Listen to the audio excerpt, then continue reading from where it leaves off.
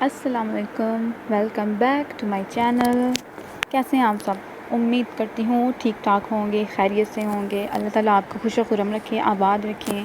اچھا، کچھ ریڈرز پوچھ رہے تھے کہ تیرا میرا لو کنٹینیو کیوں نہیں کر رہی میں؟ تو مسئلہ یہ ہوا کہ میں نے تیرا میرا لو کی ایڈٹس، مطلب جو ویڈیوز اپلوڈ کرتی ہوں وہ میں نے پہلے سے ایڈٹ کر کے رکھی ہوئی تھی اور وہ سب ڈیلیٹ ہو گئی۔ اب میرے پاس اتنا وقت نہیں ہے کہ میں اسے دوبارہ سے ایڈٹ کروں، کیونکہ اس سب میں بہت زیادہ وقت لگتا ہے۔ اس لیے میں نے لمیاں نے راما عشق دیا کا سیزن 2 جو سٹارٹ کیا تھا، اب سوچا کہ اسی کو کنٹینیو کر لوں، اور جب یہ ختم ہوگا تو اس کے بعد تیرا میرا لو کو کمپلیٹ کر لوں گی انشاءاللہ۔ یوٹیوب پر آئے گا وہ بھی۔ تو چلیں بغیر دیری کیے آج کی ایپیسوڈ نمبر 2 ریڈ کرتی ہوں۔ اگر آپ خود پڑھنا چاہتے ہیں تو والیوم آف کر لیں۔ مائی کروز مسٹر، لمیاں نے راما عشق دیا season 2 by Mirha Khan, episode number 2۔ وہ اپنے دفتر میں کھڑا لکڑی کی بڑی سی میز پر کھلی پڑی فائلز پر جھکا ہوا تھا۔ سیاہ گھنے بالوں کی ایک آوارہ لٹ لاپرواہ انداز میں کشادہ پیشانی پر گری ہوئی تھی۔ اس کی کالی گہری آنکھیں سامنے بکھرے کاغذات کو غور سے دیکھ رہی تھیں۔ اس نے کنپٹی مسلتے بائیں ہاتھ میں پکڑے سگریٹ کا آخری کش لیا۔ کسیلا دھواں فضا میں چھوڑتے اس نے سگریٹ کے 1 انچ کے ٹکڑے کو ایش ٹرے میں پھینک دیا۔ سر کو دائیں بائیں جھٹکتے اس نے اپنی پولیس کی وردی پر نگاہ ڈالی، جس پر سپرنٹینڈنٹ آف پولیس کا بیج پوری شان سے چمک رہا تھا۔ ایس پی کے عہدے پر فائز وہ اپنے علاقے کا سب سے ایماندار پولیس افسر تھا۔ اس کی شخصیت میں ایک خاص رعب اور دبدبا تھا۔ اطراف سے مڑتی گھنی مونچھوں نے اوپرے لب کو آدھا چھپا رکھا تھا۔ بڑی بڑی سیاہ داری نے اس کے رعب میں اضافہ کیا تھا۔ وہ دیکھنے سے ہی ایک سخت گیر اصولوں کا پکا افسر لگتا تھا۔ اپنے پورے کیریئر میں اس نے کبھی کسی سے رشوت نہیں لی تھی۔ اس کی ایمانداری افسران اعلیٰ کو کھلنے لگی تھی۔ اب بھی وہ ایک اہم کیس پر کام کر رہا تھا۔ وزیر اعلیٰ کے بیٹے پر ریپ کا مقدمہ دائر کیا گیا تھا۔ افسران اعلیٰ کے دباؤ کے باوجود وہ اس کیس سے پیچھے نہیں ہٹا تھا۔ آنکھیں سکیڑ کر اس نے کاغذات کا پھر سے جائزہ لینا شروع کیا۔ دفتر کے دروازے پر کانسٹیبل ظاہر ہوا۔ اس نے ہاتھ ماتھے تک لے جاتے حیان کو سلیوٹ کیا۔ سر، حیان نے سر اٹھا کر اسے دیکھا۔ سر، آئی جی صاحب اور ڈی سی پی صاحب نے آپ کو یاد کیا ہے، وہ مؤدب سا بولا۔ حیان نے دائیں ہاتھ سے داڑھی کھجا کر بیزار نظروں سے اسے دیکھا۔ کہاں بٹھایا ہے؟ بھاری لب و لہجہ۔ ملاقاتی کمرے میں، کانسٹیبل پھر سے بولا۔ حیان نے زیر لب انہیں گالی سے نوازا۔ ان کو جیل میں بٹھاتے ہیں ان کے باپ کی تو۔ بڑبڑا کر اس نے میز پر پڑا ڈنڈا اٹھایا، پولیس والوں کا مخصوص ڈنڈا۔ خاکی پینٹ کی جیب میں ہاتھ ڈالتے وہ ڈنڈا گھماتا ملاقاتی کمرے میں داخل ہوا۔ کانسٹیبل اس کے پیچھے پیچھے تھا۔ اس نے ڈنڈا گھماتے دیکھ کر ڈی آئی جی اور ڈی سی پی نے حلق تر کرتے ایک دوسرے کو دیکھا۔ ان کے پیچھے ان کے 2 چمچے کمر پر ہاتھ باندھے کھڑے تھے۔ حیان نے سیاہ آنکھوں سے انہیں گھور کر دیکھا۔ علی، یہ کیا چور بازاری کھولی ہے؟ میز پر زور سے ڈنڈا رکھتے وہ انہیں کالی سرد نظروں کے حصار میں لیتا کانسٹیبل سے مخاطب ہوا۔ وہاں موجود سب جانتے تھے کہ اسے جواب کی ضرورت نہیں تھی۔ علی، اس نے مڑی مونچھوں کو بل دیتے کانسٹیبل کو بلایا۔ یس سر، وہ بلند آواز میں بولا۔ جب بازار میں چور زیادہ ہو جائیں تو میں کیا کرتا ہوں؟ ٹھنڈا ٹھار لہجہ۔ علی نے مسکراہٹ دبائی۔ سر، آپ انہیں لاٹھی سے مار مار ان کا بھرتا بنا دیتے ہیں۔ اس کی بات پر سامنے بیٹھے نفوس کے ماتھے پر پسینہ پھوٹ پڑا۔ آئی جی نے ہمت کی، ورنہ اس ہٹ درم ایس پی کے منہ کون لگنا چاہے؟ حیان، تمہیں پہلے بھی وارن کیا تھا ہم نے کہ اس کیس سے ہاتھ اٹھا لو۔ جانتے بھی ہو کون ہے وہ؟ اس کا کچھ نہیں بگڑے گا، لیکن تمہاری نوکری ضرور خطرے میں پڑ جائے گی، وہ تند لہجے میں بولے۔ حیان نے استہزائیہ مسکراہٹ سے آئی جی کو دیکھا۔ میری نوکری کے تحفظ کے لیے آپ دونوں ہیں نا سر؟ مجھے پورا یقین ہے آپ مجھ جیسے ایماندار افسر کو کبھی سسپینڈ نہیں ہونے دیں گے۔ نو نیور، وہ کرسی گھسیٹ کر بیٹھتا عام لہجے میں بولا، لیکن کچھ تو خاص تھا۔ ہاں، اس کی آنکھوں کی چمک، ٹھنڈا ٹھار تاثر، کسی کے راز کو جان لینے کا اعلان۔ اس کے ڈھکے چھپے انداز میں کہی گئی بات پر مقابل بیٹھے نفوس نے تھوک نکلا۔ ہاں بالکل، ہم تمہارے ساتھ ہیں، لیکن جانتے ہو نا اس لڑکے کو؟ چیف منسٹر کا بیٹا ہے وہ۔ انہوں نے اسے صورتحال کی سنگینی کا احساس دلایا۔ حیان دونوں ہاتھ میز پر رکھ کر ان کی طرف جھکا۔ اس کی سرد آنکھوں کا رنگ مزید گہرا ہوا تھا۔ گھنی مونچھوں تلے لبوں نے حرکت کی۔ اور جانتے ہیں میں کون ہوں؟ حیان شاہ، چیف منسٹر کا باپ ہوں۔ طنزیہ مسکراہٹ سے انہیں دیکھتا وہ اٹھا۔ جانوروں کو تو تہذیب سکھا دی ہم نے، اب انسانوں کی باری ہے، ٹھنڈے ٹھار لہجے میں بول کر وہ جھک کر میز سے چھڑی پکڑتا باہر نکل گیا۔ آئی جی نے بے بسی سے ڈی سی پی کو دیکھا۔ سن شائن ماڈلنگ اسٹوڈیو کے باہر انتہا کا رش لگا تھا۔ لوگوں میں دھکم پھیل شروع ہو چکی تھی۔ گارڈز سختی سے انہیں ڈپٹتے پیچھے کی اور دھکیل رہے تھے۔ وہ سب ہر دل عزیز ارشمان شاہ کے فینس تھے جو اس کی محض ایک جھلک دیکھنے کے لیے بےتاب تھے۔ ماڈلنگ کی دنیا کا جانا مانا نام ارشمان شاہ اس کی کلر لکس کے علاوہ اس کی شہرت کو مزید اجاگر اس کے نو لفٹ اور گو ٹو ہیل ایٹیٹیوڈ نے کیا تھا۔ وہ گرلز الرجک تھا۔ ماڈلنگ کی دنیا میں وہ پہلا سرکردہ شخص تھا جس نے آج تک کسی فیمیل کے ساتھ کام نہیں کیا تھا۔ اس وقت بھی وہ شوٹ کروا کر اسٹوڈیو واپس لوٹا تھا۔ باہر فینس کا جمع غفیر دیکھ کر اس نے فی الحال اسٹوڈیو کے اندر رہنا مناسب سمجھا۔ بہترین انداز میں ڈیزائن کیے اسٹوڈیو کے ایک کمرے میں وہ راکنگ چیئر پر بیٹھا، سامنے کچھ فاصلے پر رکھے اسٹول پر دونوں پیر کینچی کی شکل میں رکھے، سر کی پشت پر دونوں ہاتھ باندھے ہوئے سیٹی پر کوئی دھن بجا رہا تھا۔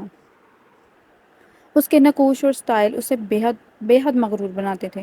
گہری بھوری سرد آنکھیں، کھڑی مغرور ناک جو اکثر ناگواری سے سکڑ جاتی تھی، بڑے بڑے سرخ لب اور بڑی بڑی داڑھی مونچھیں۔ وہ ایک کان میں سیاہ چاند کی شکل کا ٹاپس جبکہ گلے میں ایک پینڈنٹ ہمیشہ پہنے رکھتا تھا جس کے بلیک سٹون میں عقاب کی سیاہی مائل شہد رنگ آنکھیں جھلکتی تھیں، تیز چمکیلی آنکھیں۔ ڈارک براؤن گھنے بالوں میں ہاتھ پھیرتا وہ سیدھا ہو کر بیٹھا تو اس کی بائیں ابرو میں لگا ترچھا کٹ نمایاں ہوا۔ عین اسی وقت کوئی گلاس ڈور دھکیل کر اندر آیا۔ ارشمان نے سر گھما کر کوفت سے آنے والے کو دیکھا۔ حیا خان۔ حیا خان کو دیکھ کر اس کا حلق تک کڑوا ہو گیا۔ اس کے چہرے پر ناگوار تاثرات نمایاں ہوئے جس سے اس نے چھپانے کی کوشش بھی نہ کی۔ Hello Arsh my baby. چست سکن ٹائٹ پینٹ شرٹ میں ملبوس، کندھوں تک آتے گولڈن بالوں کو جھٹک کر وہ ایک ادا سے چلتی اس کے سامنے آ رکی۔ اس کی بولڈ ڈریسنگ دیکھ کر ارشمان نے جبڑے بھینج کر چہرہ ہی پھیر لیا۔ حیا اس کے اسی انداز پر تو فدا تھی، ہر کسی کو جوتی کی نوک پر رکھنے والے اس رف ٹف سے بندے پر وہ دل و جان سے فدا ہو گئی تھی۔ ارشمان اٹھ کر وہاں سے جانے لگا کہ حیا نے اس کے گلے میں بازو ڈال کر اسے روک دیا۔ ارشمان کا پارا ہائی ہوا۔ اس نے پوری قوت سے اسے دور جھٹکا جس سے وہ اسٹول سے جا لگی۔ وہ کمر تھامے خونخوار نظروں سے اسے دیکھتی اس پر جھپٹی۔ تم آخر خود کو سمجھ صحیح آؤ، ہاں؟ کس بات کا غرور ہے تم میں؟ ارشمان نے اپنے گریباں تک آئے اس کے ہاتھ کو جھٹک کر موڑ دیا جس پر حیا کے منہ سے دبی دبی چیخ نکلی۔ نفرت ہے مجھے تم جیسی لڑکیوں سے جو اپنی زینت نمایاں کرتی ہیں۔ نفرت ہے مجھے تم جیسی گھٹیا عورتوں سے جو اپنا پلیٹ میں سجا کر ہر مرد کو پیش کرتی ہیں۔ وہ آگ اگلتے لہجے میں اس کی ذات کی دھجیاں بکھیر رہا تھا۔ اور اکڑ، جہاں تک اکڑ اور غرور کی بات ہے تو ہاں ہے مجھ میں غرور، کیونکہ ارشمان شاہ نے خود کو سنبھال کر رکھا ہے اس ایک عورت کے لیے جو اس کی عزت بنے گی۔ تم جیسی عورتیں یہ باتیں کیا سمجھیں گی جو خود سر جھٹک کر ناگواری سے اسے دور دھکیلتا وہ گلاس ڈور کی جانب بڑھا۔ جب حیا دکھتے بازو کو پکڑے چلائی، بہت پچھتاؤ گے تم، میں میڈیا پر بدنام کر دوں گی تمہیں۔ ارشمان نے رک کر چہرہ موڑتے اسے تیکھی مسکراہٹ سے دیکھا۔ میں پریس کانفرنس ارینج کروا دوں؟ اس کے ازلی لاپرواہ انداز پر حیا جل کر کوئلہ ہو گئی۔ میں چھوڑوں گی نہیں تمہیں، وہ نفرت سے بولی۔ ہاں، میں تو ڈر گیا۔ استہزائیہ تیکھی مسکراہٹ سے اسے دیکھتے وہ سٹینڈ سے ڈیزائنر جیکٹ اچکتا، کندھے پر ڈال کر سیٹی پر دھن بجاتا بیرونی دروازے کی جانب قدم قدم چلنے لگا۔ اس کے پینڈنٹ میں لگا سٹون ادھر ادھر جھول رہا تھا۔ جوں ہی وہ باہر آیا اس کے فینس تو جیسے پاگل ہو گئے۔ گارڈز کے نرغے میں وہ آگے بڑھنے لگا۔ Sir I am your big fan, sir I love you so much, sir autograph please, sir ایک سیلفی۔ طرح طرح کی آوازیں اس کے کانوں میں پڑ رہی تھیں۔ ایک دو جگہ رک کر اس نے آٹوگراف دیا اور پھر اپنی مرسیڈیز کی جانب آیا۔ اس کی نگاہ ایک لڑکی پر پڑی جو مایوسی واپس لوٹ رہی تھی۔ وہ کچھ سوچ کر اس کی جانب آیا۔ اپنے سامنے ارشا کو دیکھ کر حجاب میں لپٹی اس لڑکی کا چہرہ چمک اٹھا۔ آٹوگراف پلیز، وہ بچوں کے سے انداز میں بولی۔ اس کی اس قدر خوشی پر ارش ذرا سا مسکرایا۔ اس کے ہاتھ سے پین تھامتا وہ ایک کاغذ پر آٹوگراف دیکھ کر پلٹ گیا۔ لڑکی نے دیکھا ساتھ کچھ لکھا تھا۔ وہ غور سے پڑھنے لگی۔ حجاب اچھا لگتا ہے آپ پر، اسے کبھی مت چھوڑنا۔ اس کا چہرہ ایک پل کو سرخ ہوا۔ لب دبا کر وہ بھاگنے کے انداز میں وہاں سے چلی گئی۔ اسے اچھی لگتی تھی وہ لڑکیاں جو دوپٹہ اوڑھتی ہیں اور جو اپنی زینت کی حفاظت کرنا جانتی ہیں۔ وہ بھی کچھ دور ہی پہنچا تھا جب جینز شارٹ گھٹنوں تک آتے کرتے میں گلے میں دوپٹہ ڈالے روڈ پر کھڑی ایک لڑکی پر اس کی نگاہ پڑی۔ اس کی بھویں تن گئیں۔ یہ کیا کر رہی ہے یہاں؟ اس کے لباس اور لاپرواہ انداز کو ناگواری سے دیکھتا وہ ایکسیلیٹر پر دباؤ بڑھاتا آگے نکل گیا۔ ڈارک گرین شارٹ فراک کے ساتھ جینز اور جوگرز پہنے وہ یونیورسٹی میں داخل ہوئی۔ گھٹنوں تک آتے بھورے سلکی بال کمر پر کھلے آبشار کا منظر پیش کر رہے تھے جنہوں نے اس کی پشت کو مکمل ڈھانپ رکھا تھا۔ رسی کی طرح گلے کے گرد دوپٹہ لپیٹ کر پلو سامنے کی طرف ڈالے، ہاتھ میں بکس پکڑے وہ کنفیوز سی دائیں بائیں دیکھتی چلتی اسٹوڈنٹس کے ہجوم کی طرف آ کر کھڑی ہو گئی۔ کئی نظریں اس پر اٹھی تھیں۔ وہ تھی ہی اتنی خوبصورت، بالکل گڑیا جیسی، نیلی بڑی بڑی آنکھوں پر گھنی پلکوں کی جھالر، دیکھنے والوں کو جن کے نقلی ہونے کا گمان ہوتا تھا کبھی۔ وہ بے حد دودھیا رنگت کی مالک تھی، ہلکے گلابی پنکھڑی سے لب جو زیادہ تر آپس میں پیوست رہتے۔ پھولے پھولے روئی سے گالوں پر سرخیاں چھلکتی تھیں۔ ہائے! اپنے قریب نسوانی آواز سن کر اس نے سر اٹھا کر دیکھا۔ وہ اس کی عمر کی ایک لڑکی تھی، کیپری شرٹ میں ملبوس، گلے میں دوپٹہ ڈالے۔ وہ دوستانہ مسکراہٹ سے اسے دیکھ رہی تھی۔ آئی ایم نور، نور مقدم۔ اس کے ہاتھ بڑھانے پر ایرا ایک لمحے کو ہچکچائی، پھر اس نے ہاتھ تھام لیا۔ ہیلو، آئی ایم ایرا، ایرا اورہان سمیت۔ نور نے مسکرا کر اسے دیکھا۔ نام بھی پریٹی ہے تمہاری طرح۔ تم اکیلی لگ رہی ہو یہاں، میرے ساتھ بھی کوئی نہیں ہے، ہم فرینڈز بن جاتے ہیں، ٹھیک ہے؟ نور اس کا جواب سنے بغیر نان سٹاپ بولتی اس کا ہاتھ پکڑ کر اپنے ساتھ لے گئی۔ کچھ وقت میں ہی دونوں کی دوستی ہو چکی تھی۔ نور باتونی تھی اور ایرا کام گو۔